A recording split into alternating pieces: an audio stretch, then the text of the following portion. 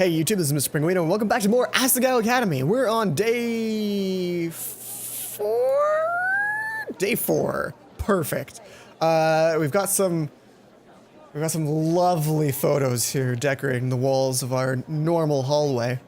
Mai and I arrived at Poppy Hall the next morning and immediately became clear. Something changed. Posters drenched in nausea-inducing neon colors were plastered on all the lockers. Several students gathered to take a look. Oh my gosh.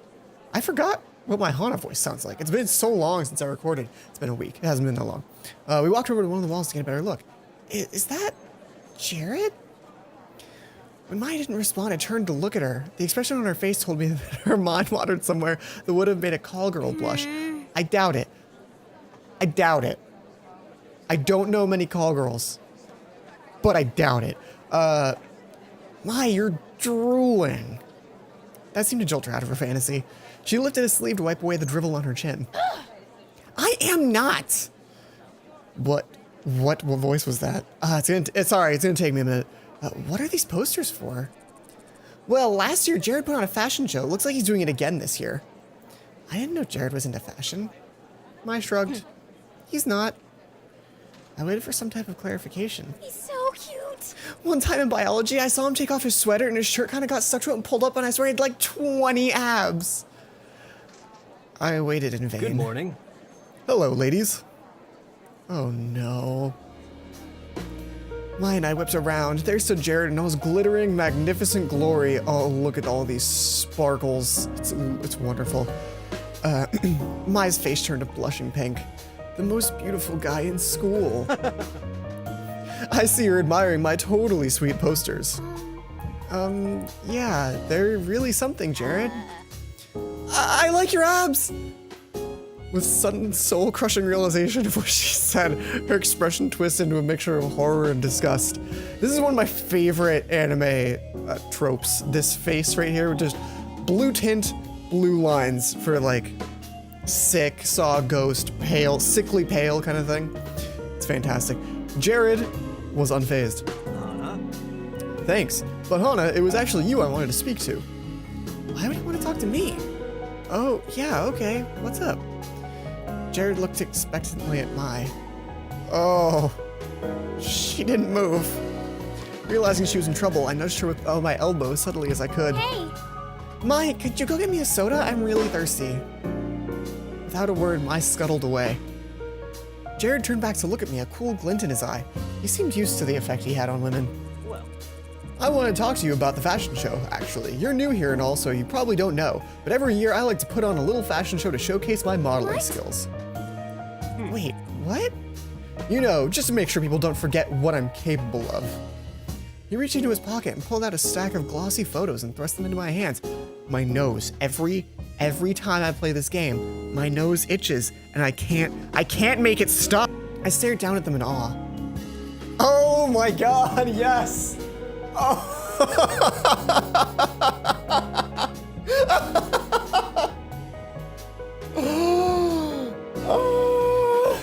I really hope that Jared actually posed for these pictures, because they are fantastic. Oh my god. I flipped through them. I started to notice a pattern. What pattern is that, Hana? As you can tell, my beauty is something that simply can't go to waste. I like to hold a fashion show here at Asagao Academy and ensure everyone their yearly dose of pro Jared. Okay, we're gonna stop that now. I flipped to the last photo. Heat shot up my neck into my ears. Surely this was some kind of joke. I shoved the stack of photos back at him, wiping my sweaty palms against my skirt. What does this have to do with me? That might have been a touch rude. Jared, smooth as ever, simply smiled. perfect. I think you have potential, Hana. He suddenly leaned close to me, so close in fact, I could smell his cologne, a musky, sweet aroma of earthy scents and... ham? Potential for what exactly? Whoa! Suddenly she's a nerd. Jared shifted his mouth so close to my ear I could feel its heat. For greatness. He reached into his shirt pocket and retrieved a small slip of paper. With quivering hands, I accepted it. All right. My card, numbers on the bottom. If you're ever interested, I could teach you a thing or two about modeling. I stared down at the card in my hand, feeling that if I looked away, it would disappear. By the time I gathered the courage to face him again, Jared was gone. Feeling quite dizzy, I headed for class, the business card strangled to death in my white-knuckled hand. By the time I got through the milling students into the classroom, Mai was sitting at her desk, face down and completely still. I took my seat and twisted around to poke the dejected Mai-shaped heap. She didn't budge. Mai! Mai! I heard a muffled groan of despair. I can't believe this. I'm such a social disaster! No, you're not. I tried to sound comforting, but I was never good at this sort of thing. Mai finally lifted her head from her desk. What's that? She motioned to the business card that was still in my hand. I set it in front of her. Mai appraised it for a long minute with a blank face, as if I set a rare artifact in front of her that she didn't actually believe was real. Then her eyebrows pulled together. He gave you his number? Well, yeah, sort of. I mean, not really. He said I should call him if I wanted him to teach me how to model like him. It's embarrassing to even say the words, and it felt awkward in my mouth. The moment I said them out loud, I wish I could grab them back. I wish I could grab them back and swallow them. There we go. Those are the words I was trying to say. I expected Mai to give me a once-over before making an off-the-cuff comment about how I wasn't nearly pretty enough to be a model. But she didn't. Yeah! He, like, totally wants to go out with you. Her tone was so matter-of-fact. I gaped. What? No, he doesn't. Why would he want to say that? Why would you say that? Why would he want that? Two equally acceptable sentences here in this instance. I tell you. What? What? Bingo. Okay, Hana, I've taken enough sex ed classes to know when a guy fully wants you, and Jared, like, fully wants you. Mortified, I snatched the business card off her desk and shoved it in my jacket pocket, turning away. My cheeks felt like they were on fire. By now, the classroom was filled with students. They chattered amongst themselves, but the white noise of their conversation wasn't loud enough to drown Mai out. Bah. Out of the corner of my eye, I could see John and PBG seated in their desks in the back of the classroom. I'm talking serious grabby hands in the back of his dad's Camaro here. You're going to make babies with Pro Jared. Hana. Little, glittering Jared babies. No, I'm not. You're totally crazy. I don't know what you're talking about. Miss Shizuka, like some kind of angel, cleared her throat at the front of the class. I exhaled gratefully and sunk down in my seat. When class finally ended, Mai and I headed for the cafeteria, the incident forgotten in her hurried attempt to explain Miss Shizuka's scandalous last relationship. What a jerk!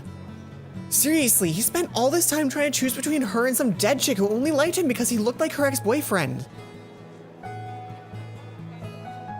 The dead chick liked the guy because he looked like the dead chick's ex-boyfriend who was presumably also alive? Yeah. I mean, who does that? Is that a theme? Is that the plot? Is that anime? Is that anime? Tell me, comments, let me know. I think that's an anime. We got our food and hesitated in the middle of the room, looking at the normal boots table. Neither of us wanted to go up and demand a seat, especially after wiggling our way in the day before, but what if they changed their minds? What if they changed their minds? But Satch, noticing us standing like lost lambs in the middle of the room, waved us over, because of course Satch would. Hey girl, how was class? Oh, you know, normal boots? Satch nodded and turned away, having been in the middle of talking to Josh. That was awkward. Despite how familiarly he treated me, I still didn't know how to talk to him, or any of them. I looked across the table and locked eyes with PBG, who stared at me like I was a baby German Shepherd. That is a good stare. If someone stares at you like you're a baby German Shepherd, that is a good sign. I'm telling you right now. You... All right. What? Cookies! What? Oh, sick. You brought us cookies. You're the best, Gerard. Paul sprung out of his chair and practically tackled Gerard. Whoa, calm down. There's more than enough cookies to go around. Gerard started passing cookies around the table, but paused. You're back again? That's not Hana. He looked at Mai and me. I tried to ignore the disappointment on his face. Well, here. He handed us each a cookie, then headed back across the cafeteria.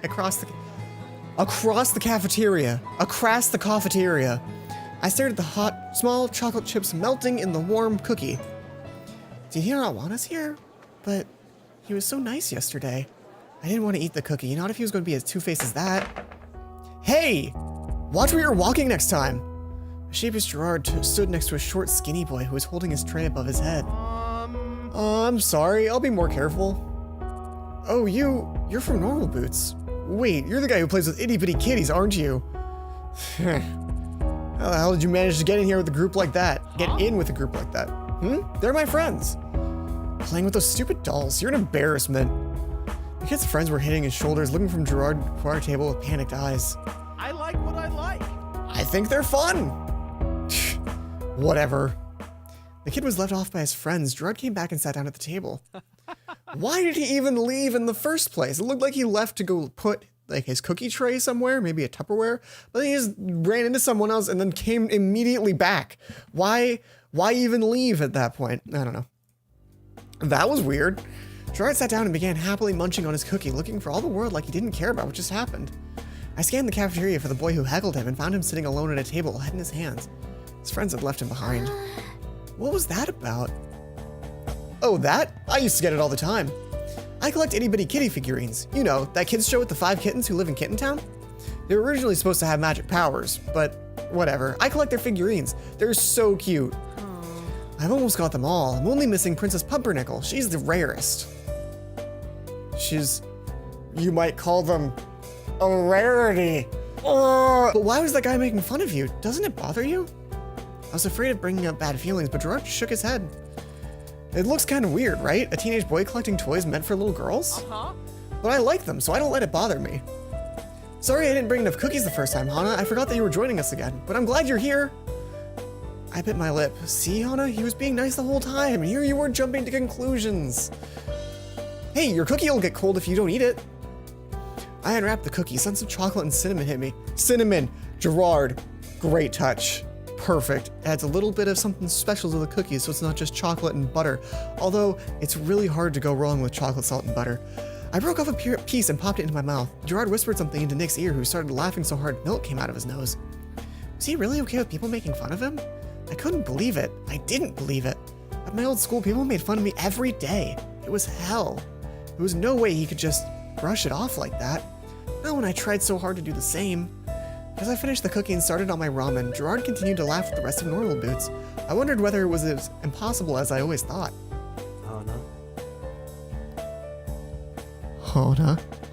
Hana, can you pass me some paper?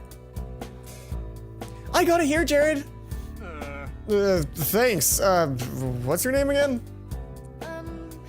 It's Mai. Nice. Thanks, Mai. Hana. Well, Hana, you ready to head back? Huh? Oh, yeah. Did Mai look sad? Or did I imagine it? Yes, she has the feelings. We threw our trays in the rack and headed out of the cafeteria.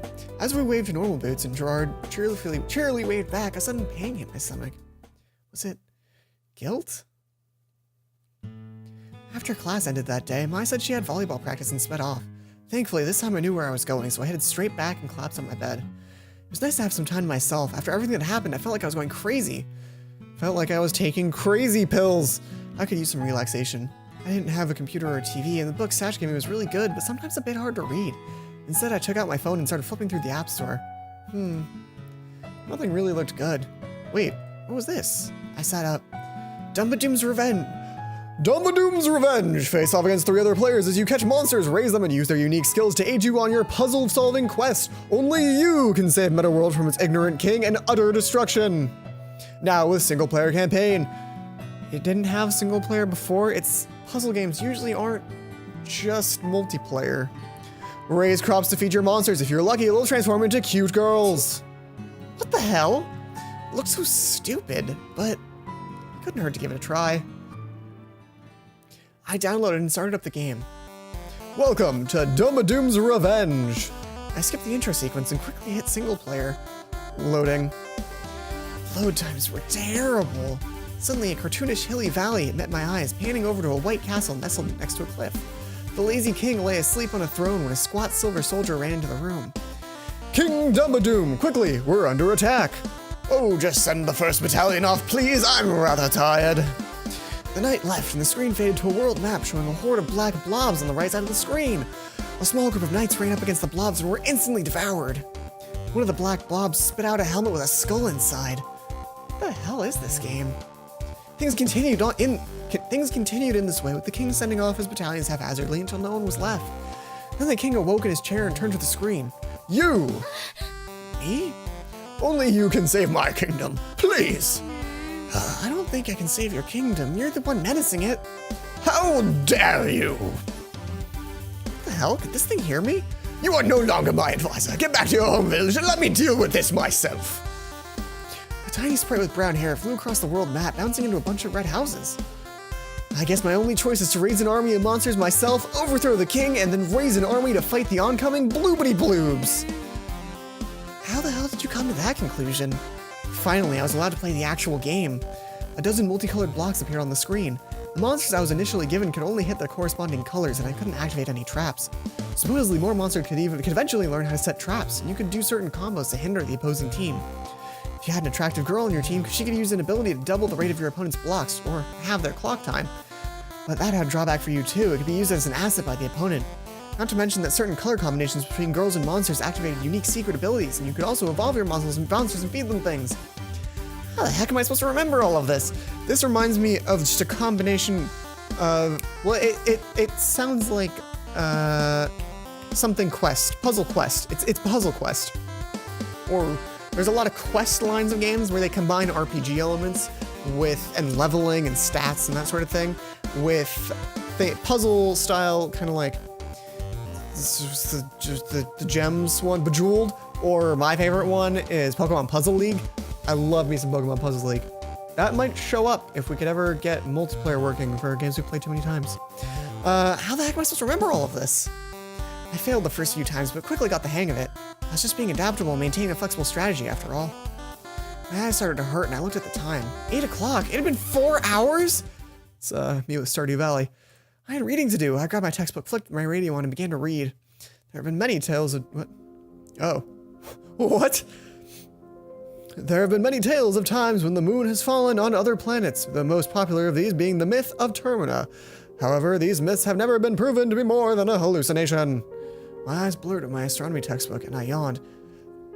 That is their astronomy textbook. Their astronomy textbook is the plot, the failed plot to Majora's Mask. That's fantastic. The Schubert piece floating from my radio made me want to go to sleep, and I toyed with the idea of going to class without finishing my reading. Who cared how many times the moon was supposed to fall, especially when time travel was involved? That was an excellent question. Hana! That was more like a shocked Hana. I'll take it. Mai burst through the door, flung herself across the room, and grabbed my radio. Hey, where have you been? What are you doing? Give me a second, we're missing it. There we go.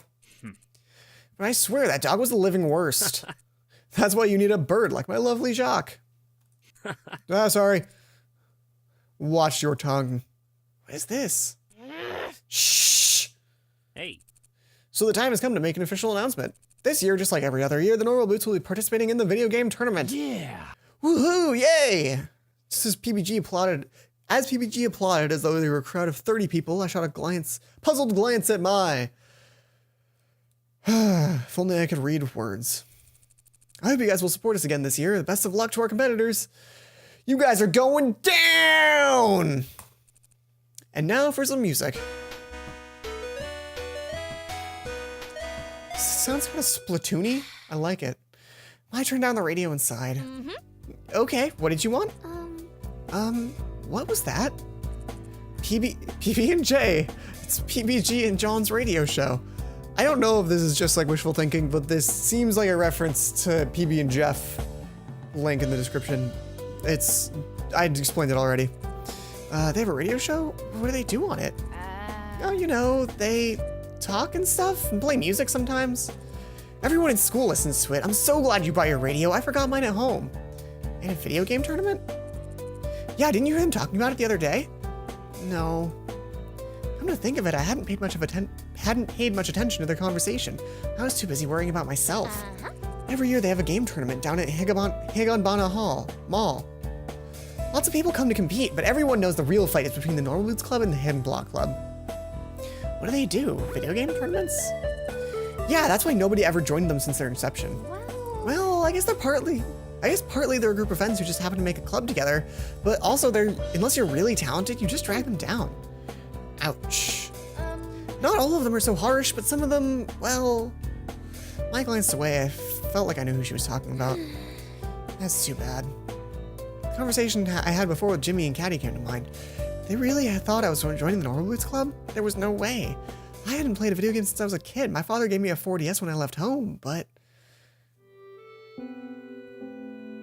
The night before I left home for Asagao, my dad came to visit me in my room. I had packed a few things I owned into a briefcase in a single cardboard box set to be shipped with a train. I sat and stared at the box, somewhat bitter. I barely even needed it. I didn't own much. Hana? Yeah, Dad? My father stood in front of me, wearing a weary smile on his face. Even though he tried to hide it, I could see the deep wrinkles around his eyes and forehead that he was tired. Sad. The past few years had taken their toll on him, and I hadn't eased things. You will be leaving tomorrow? Yeah. A heavy silence hung between us, filling my childhood bedroom like a styrofoam. Are you excited? Yeah. Yeah, I am. I nodded and glanced around my room at the pale blue walls, the broken clock above my old desk, the scuff marks around the door frame from where I ran into it as a kid. I lived in the house almost my whole life, ever since moving after kindergarten. It was everything I knew, but now it was too much for me. The decision to transfer to Asagao hadn't come lightly. First, it was a prestigious institution with highly prized reputation. Only the best of the best, touting either great grades, impressive talent, or lots of money could get in. I was none of those things, but I made it in regardless. Part of me suspected I was a charity case. I received a small scholarship, but it would no doubt look good for the academy to foster a poverty-stricken child within its walls. And despite the fact that my father couldn't afford it even with the scholarship, he guaranteed he'd support me if I went. I looked again at the wrinkles on his face and sagging shoulders. He pressed his hands against his body to hide the way they shook. All for me, he'd be all alone. I'm glad you're going. I think this will be good for you. Yeah, I wish I could say something else, but nothing came. Well, honey, just in case you get homesick, I brought a present for you. A present? From his pocket, my dad produced a shining pink Nintendo 4DS and placed it into my hands. It sprays perfumes at you to get you to smell what's happening in game. For you. But why? How? Dad, this costs so much. You're already killing yourself to let me go. Why would you? Tears spilled from my eyes as Dad smiled. Nothing is too good for you, my dear Hana. His voice was trembling. You're my pride and joy. You deserve so much better than you've gotten from me. Dad, go to Asagao. Have fun. Make a lot of friends. When you get homesick, you play with that. I'll make do. I stood up and hugged him, burying my face in his scratchy sweater and oatmeal smell. Do old people smell like oatmeal? I'll miss you. I'll miss you too, my little Hana. Oh, sadness. But the thing is, he forgot to give me a cartridge to play with. Complaining already, Hana! God damn it! Everything's just a mistake with you. Now I glanced at the machine hidden behind my desk lamp. I watched me carefully. Well, you never know what could happen. What do you mean? I giggled. Nothing at all. But I just got back, so I've got work to do. Work, right? PBG and I still had that project due, and we hadn't met to discuss it at all. He said he had it under control, but I should probably make a backup plan, just in case. But it wasn't that I just didn't trust him. It was just that, okay, I didn't trust him. So I worked that kink out of my shoulder. It looked like it would be a long night. What was that noise? Stop it, please. Ugh. Someone actually knocking? I'm coming. Who on earth would do this so early? So early in the morning, in fact, it wasn't even light out. I quietly patted over the door. I shifted in her bed. What? What?